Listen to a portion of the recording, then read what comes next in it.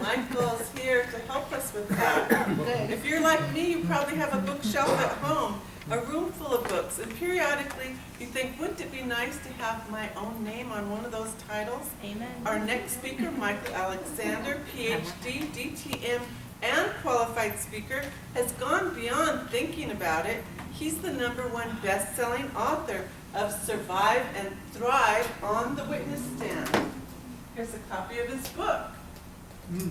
Tonight, he will tell you how you can write and publish your own book and find your place on bookshelves all over America and around the world. Fellow Toastmasters and guests, please give a warm welcome to distinguished Toastmaster Michael Alexander.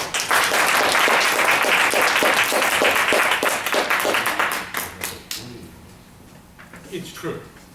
I am the #1 best-selling author. And I'm not the only one in the room. Jeanette, Yes, you want to show them your book? this is my book.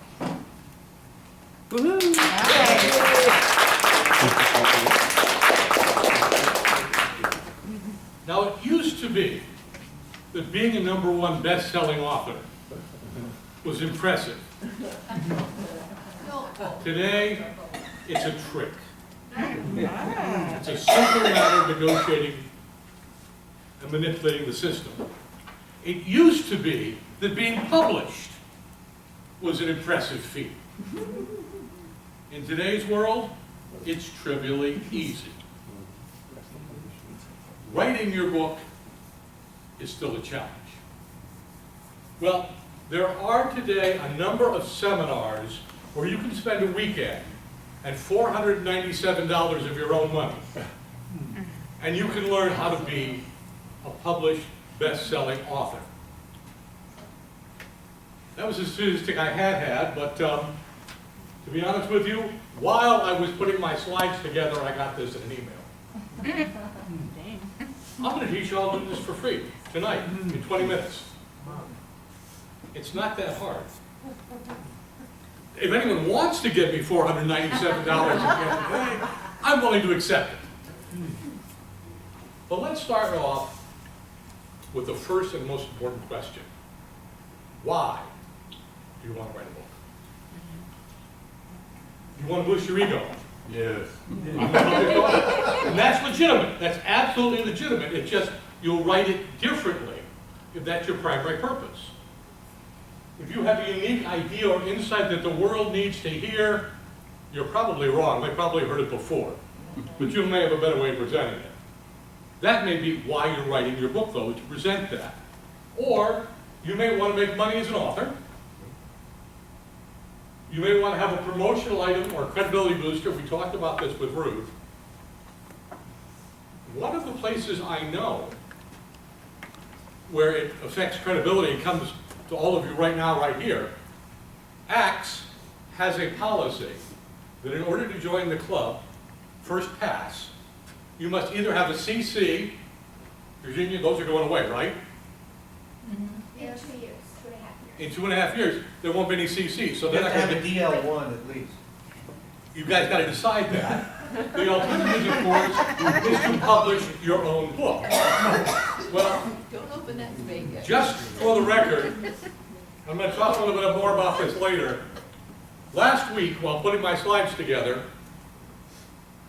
I created and published Secret Server, Hillary Clinton's deleted emails. Oh, wow. And of course, but this qualifies me to join ACTS.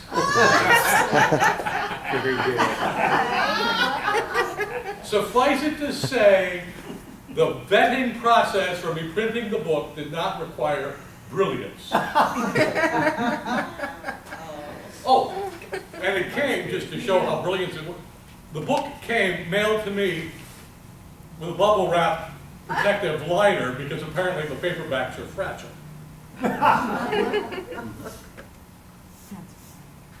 When you write a book, you need to we'll go through these basic procedures today. We're talking about writing the book, the formats to put it in. I'll talk about CreateSpace, which is actually where you publish, do the publication work, Amazon author pages, and ultimately the process of advertising. And advertising is where you pull the tricks to become a #1 bestseller. Don't be impressed. You become a bestseller based on the most sales in a given hour in a particular category. I picked a small category, and based on the pre-sales, so all my stuff hit at midnight, I sold 8 copies and became a #1 best-selling author. She sold 50. I vowed to use superior sales. Interior design, but I got a bigger niche. But yeah. So if someone says they're #1 best-selling author, say, wow. Did you beat Michael? Or did you come up to Jeanette's standards? Between 8 and 50? Don't be impressed. But if you want to build your ego, if you want to build your credibility, it's a good fake credential to have. That explains a lot. That explains, doesn't it? Okay. I'm going to suggest to all of you, everyone here is a Toastmaster, right? Approach writing a book like you would approach putting together a speech. It's longer, but the fundamental rules apply. For each, for the book itself, and then for the subparts, the chapters, have a point which you can identify. What is it you want to say? What is it you want people to understand when they walk away from it? Don't start at Thanksgiving dinner, you try to put everything in your mouth at once? Of course not. You take the various bites and you work it together and you make it meaningful. When you write your book, figure out the sections. In fact, you probably want to put together the chapters, each chapter as you would a short speech. Now, as a rule of thumb, a page has, on the order of 500, 300, depending upon the size of book and format and everything, around 500. And as a rule of thumb, the average person speaks at 130 words a minute. I speak a lot faster than that, but probably say a lot less, so we'll have to deal with that. So when you start thinking about how you do this, say, gee, if I want to write, depending on how thick I want my book to be, this is like 120 pages. It has a lovely spine. And that's one thing, whereas this one is 30 pithy pages. But it's a full-looking book. It's viable. And if you want to do a promotional handout, again, I recommend a little bit more text in this, Ruth. But when they say have a book, you don't have to have anything big or thick. This is something you can hand in substantial. People will buy it. Or they'll buy your credibility as a result of it. But if you want a thicker book, there's some sort of rules of thumb about how long you're going to have to talk. How long your equivalent speech would be to put the book together. Be disciplined. The #1 reason why people don't write their books is because they lose interest. They lose the drive. Don't lose the drive. A professional author keeps writing. John Grisham wrote a page a day, no matter what. If he had to stay up all night to write it, he wrote the page. The average professional writer knows if it's going to work, they sit at their typewriter for 8 hours a day. And if the muse isn't there, they sit at the typewriter bored for 8 hours a day. Wow. Because otherwise, they're going to go off to the beach, and when the muse hits, they're not at their typewriter, and they won't have it. So if you want to write a book, if you're serious, keep the discipline going. Now, whether you want to talk here for, the full 6 hours, you want to double space, get it down to half that spice, so it's still 3 hours, do that. Think about your presentation, your book, in chapters, but also if you've got something massive that you want to talk about, write a series of books. First of all, it's more bite-sized. People say, gee, I can read 100 pages. And then they'll go to the next book. And they'll read 100 pages. And they'll go to the next book. If I got 1,000, how many of you have 1,000-page books at home? How many of you have actually read 1,000 pages of those books? I do. You know what? Every single one of you is a weirdo and not.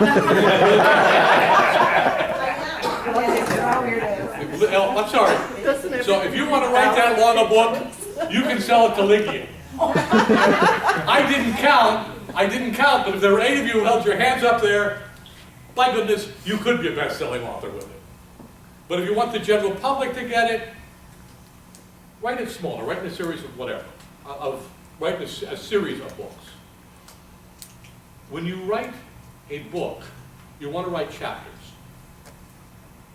Each chapter can effectively be, 2.5, 11 pages. I mean, you figure out what size you want your chapters. But the recommendation, very strong, all of your chapters should be of about the same length. Because otherwise it's an uneven read. And people will get stopped because they're going to have the long chapter and they haven't got time for that. So, write them all about the same length. And again, we have the goldfish mentality here, the 8 seconds. Probably need longer than that, but don't make your chapters too long or too complicated. Just as you should be giving 20-minute speeches in Toastmasters, you should be 5 to 7. At the present company accepted, of course. When you're ready to write your book, start off by figuring out what size books do you want to write. You want to write a large, large paperback? You want to write something small and cute and whatever? Don't reinvent the wheel. CreateSpace is the basic publishing arm of Amazon. And so this CreateSpace.com, that's where we're going to start. They'll provide you with a basic format, a template to work from. Write it there. When I started my book, I wrote it standard 8.5 by 11 pages. And I didn't know how long the book was. It was a little frustrating to guess. Some of you don't care. For my book, because I wanted it to look like a real book, I really wanted to make sure I could have a title on the spine. Now, Secret Server doesn't. You have to have at least 101 pages before they'll put a name on the spine, because they need something small enough. So I could tell, am I getting close, am I not getting close? Then I realized I just had to double space and I could make it. Maybe a necessary trick or whatever, but start here, and you can see there are different page size formats. And there are more of them that will be available at CreateSpace. I wanted, again, this is a convenient, professional looking size to work from. You've got to be a weirdo to read a book like this. I'm riding home with Jeanette, so she's probably going to be beating. If I don't make it to the next meeting, you'll know that it's her fault. This, as I say, this is where you start as CreateSpace. Now, I'm recommending, in general, you could go to a professional publisher. Professional publisher is probably not going to talk to you. You're going to have to go through an agent. The agent will say, oh, so what have you published already? You'll say, well, nothing. He'll say, well, that's nice. Leave the book on my shelf here, and I'll get back to you in 6 or 7 years. Because they want to back a sure winner. So I recommend publishing yourself. I really do. And it's easy enough to do. You go to CreateSpace, you put down an email address and a password, create one. Now, so you know, survive and thrive on the witness stand, which is a professional work. I take it to lawyers, I expect them to look at it and say, okay, you understand what you're talking about with witness training. That's what I do. Hillary Clinton's deleted emails. I don't really want to to be associated with when I go anywhere professionally. And so if you actually look at it, I publish it under my sobriquet, Urban Leprechaun. Those of you who see my email address know I'm urban@leprechaun.com. And my business cards all identify me as an Urban Leprechaun. So I had a separate one for a separate class of whatever. That's why Louis Dodson decided that Lewis Carroll was a better name to publish Alice Through the Looking Glass under, because he didn't want a career as a professional mathematician to be impinged. So, and of course no one remembers any of the stuff he wrote as a mathematician. But that's okay, he kept his position in the faculty. So if you need to use a different name, use a pseudonym. That's okay. If you want to write something that your conservative neighbors are going to object to, you might not want them to know that you were a Republican. So you want to write all of your pro-Republican stuff under a different name, and your neighbors can talk to you about politics and not realize that you're one of them. So you start there, and then when you log in, originally you'll create a project. If you've already got one, and this is my dashboard for under my name, you can see that there's a place to add a new title. You can see that my book is available. Look at copies, get a detailed report, find out how many, what my royalties have been. Those of you who are paying attention, yes, I do have Photoshop. What?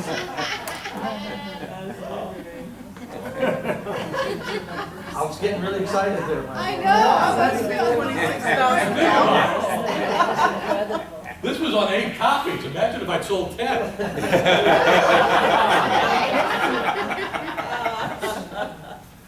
Do your royalties go up in 10? You have to sell $100 to get the check. They won't send you a check until you have your royalties equal $100. So, but all of the setup stuff will go through. You just follow the steps. It'll drive you all the way through it. Putting up the title, they'll give you an ISBN number for free. Don't let these places that offer to sell you an ISBN number convince you. You get it free from CreateSpace.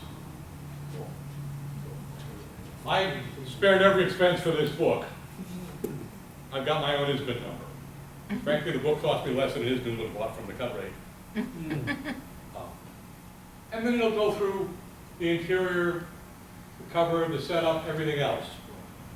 When you finish writing your book in Word, which I presume most of you will use, some of you I know have Apple products, and so you don't have real software, but it's okay.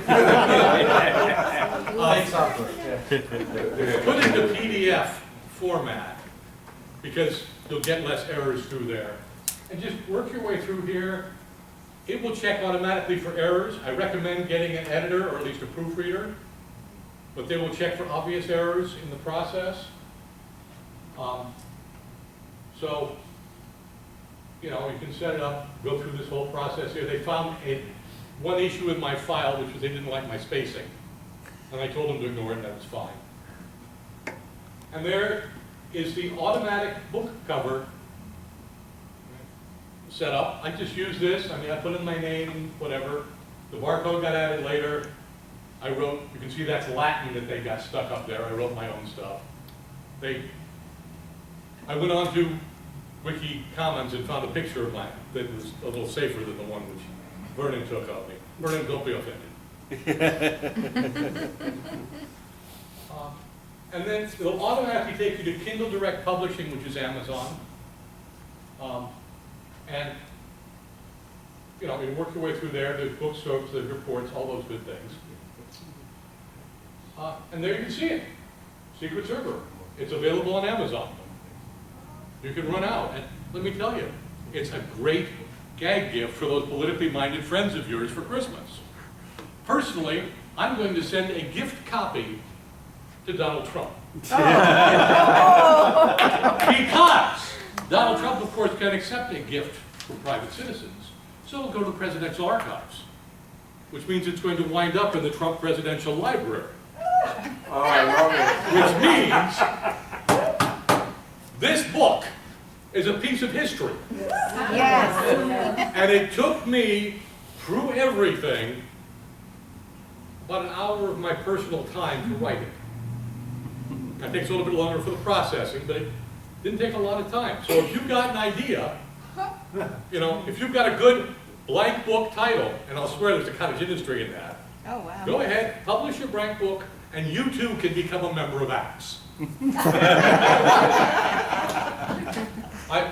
My royalty checks are deposited automatically in my bank account.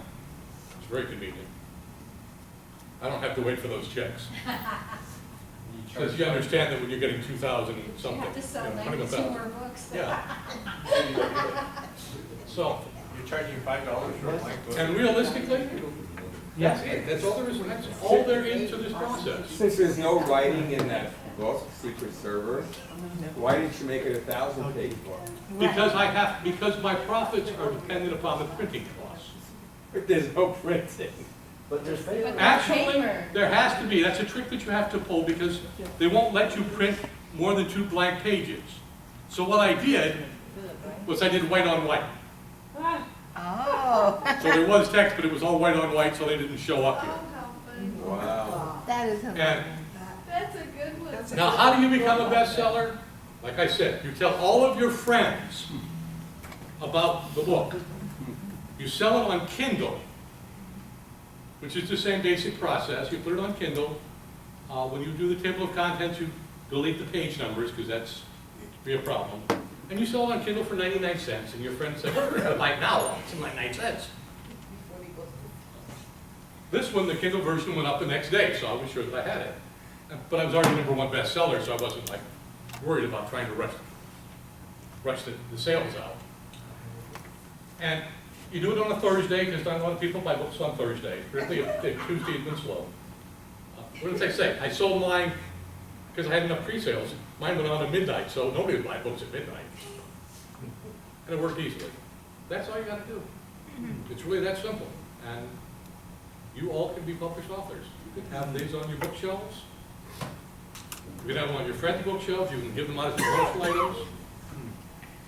And you can all pay me the $4.97 on your way out.